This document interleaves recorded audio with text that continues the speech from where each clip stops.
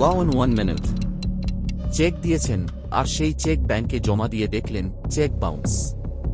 তখন কি করবেন? কিভাবে টাকা ফেরত পাবেন? আইনে কি শাস্তি আছে? আজ আমি অ্যাডভোকেট সুধাঙ্কর ঘোষ জানাবো খুব সহজ ভাষায়। প্রথমে জানব চেক বাউন্স কি। যখন চেক ব্যাংকে জমা দিলেও টাকা পাওয়া যায় না, সেটাই চেক বাউন্স। কেন চেক বাউন্স হয়? অ্যাকাউন্টে টাকা না থাকা, ভুল সিগনেচার, বেশি সময় পরে জমা দেওয়া, ভুল কাটাকাটি বা লেখার সমস্যা। চেক বাউন্স আইনে কি অপরাধ? নেগোশিয়েবল ইনস্ট্রুমেন্ট অ্যাক্ট ধারা 138 অনুযায়ী এটা ফৌজদারি অপরাধ। চেক বাউন্স হলে কি করবেন?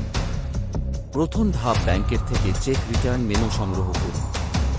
দ্বিতীয় ধাপ, আইনজীবীর মাধ্যমে 15 দিনের মধ্যে আইনি নোটিশ পাঠান। নোটিশে কি লিখতে হয় জানেন না? প্রথমত, বাউন্স চেকের টাকা ফেরত চান। 15 দিনের মধ্যে টাকা দিলে মামলা হবে না, এটা জানান। এরপর টাকা না দিলে আদালতে মামলা করুন। 30 দিনের মধ্যে ম্যাজিস্ট্রেট কোর্টে মামলা করতে হবে। চেক বাউন্স এ শাস্তি কি হতে পারে? 2 বছর পর্যন্ত জেল, অথবা টাকা সুদ ক্ষতিপূরণ, অথবা দুটোই। এর থেকে কিভাবে সাবধান থাকবেন? চেক দেওয়ার আগে ব্যাংকে টাকা থাকছে কিনা দেখবেন। খালি চেক কাউকে দেবেন না। পাওনাদার হলে চেক জমা দেওয়ার সময় দেখে নেবেন। আরও বিস্তারিত জানতে ইনবক্সে মেসেজ বা ফোন করুন।